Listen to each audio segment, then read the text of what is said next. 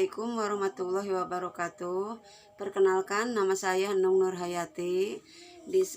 Saya dari kelas 6D. Di sini saya akan bercerita tentang kisah Nabi Idris untuk memenuhi tugas mata kuliah metode pengembangan agama dan moral dengan dosen pengampu Ibu Haji Eli. Siapa tamu aneh yang mengunjungi Idris? Idris seorang hamba Allah Subhanahu wa Ta'ala yang sangat soleh dan tekun beribadah. Ia keturunan ke-6 Adam. Ia diangkat menjadi nabi saat berusia 82 tahun. Suatu hari Idris dikunjungi seorang tamu aneh. Selama beberapa hari tamu aneh itu ikut menginap dan beribadah bersama Idris.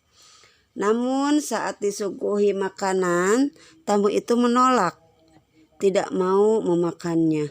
Setelah diselidiki, ternyata tamu itu adalah malaikat Israil, pencabut nyawa. Saat itu ia sedang menyamar menjadi seorang pria. Kenapa diberi nama Idris? Kunuh adalah nama asli Idris. Ia hidup 1000 tahun setelah Adam wafat. Karena ia sangat suka membaca dan tekun belajar sejak kecil. Kemudian ia diberi nama Idris. Ia belajar membaca dan menulis tanpa mengenal waktu dan tempat. Ia menjadi manusia pertama yang menulis dengan pena yang terbuat dari batu kerikil. Kenapa malaikat Israil ingin bertemu Idris? Allah Subhanahu wa Ta'ala meninggikan derajat Idris karena ia tekun beribadah dan menurut ilmu ia pun beribadah dengan amalan yang sungguh sulit dilaksanakan oleh manusia lain. Ia berpuasa sepanjang masa dan beribadah sepanjang malam. Malaikat akan mengantarkan makanan dan dari surga setiap Idris berbuka puasa. Ketinggian derajat Idris itulah yang membuat malaikat Israil rindu dan ingin bertemu dengan Idris, bukan untuk mencabut nyawa Idris. Kenapa Idris minta dicabut nyawa? Idris ingin semakin tekun beribadah kepada Allah Subhanahu wa Ta'ala. Ia selalu meminta malaikat Israil untuk mencabut nyawanya. Ia ingin merasakan sakitnya saat sakaratul maut.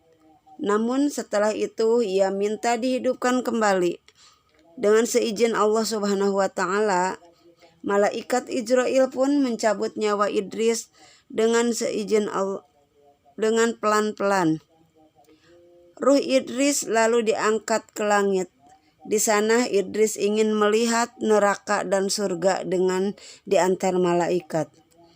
Idris pun bisa merasakan pedihnya siksa di neraka dan nikmatnya surga. Bagaimana cara Idris agar tetap tinggal di surga? Ketika masuk ke dalam surga, Idris meletakkan sandalnya di bawah salah satu pohon di surga. Saat Idris keluar dari surga, tiba-tiba Idris berkata, "Sandalku tertinggal di surga. Aku harus kembali lagi ke surga." Namun setelah itu Idris enggan lagi untuk keluar dari surga. Idris pun memohon kepada Allah Subhanahu wa Ta'ala untuk mengizinkan dirinya tetap tinggal di dalam surga. Karena kesalehan dan ketaatan Idris, maka Allah Subhanahu wa Ta'ala pun akhirnya mengizinkan Idris untuk tinggal di dalam surga selamanya. Idris adalah satu dari 4 nabi Allah Subhanahu wa Ta'ala yang masih hidup sampai sekarang. Ketika nabi lainnya adalah Isa, Khidir, dan Ilyas saat Isra Mi'raj. Nabi Muhammad sampai bertemu dengan Idris di langit ke-6. Karena berdakwah kuat, hebat, dan gagah berani, maka Idris pun dijuluki Asad al-Usud atau singa dari segala singa. Ia berdakwah kepada keturunan Qabil yang suka berbuat dosa. Ia juga amat tekun belajar, membaca dan menulis sejak kecil. Allah telah menurunkan 30 sahifah atau lembaran pada Idris. Selain itu, Idris juga menjadi orang pertama yang pandai menunggang kuda, menjahit pakaian, berhitung, ilmu perbintangan, membaca dan menulis.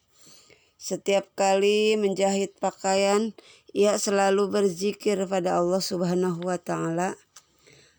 Lalu pakaiannya itu ia berikan kepada orang lain tanpa meminta upah.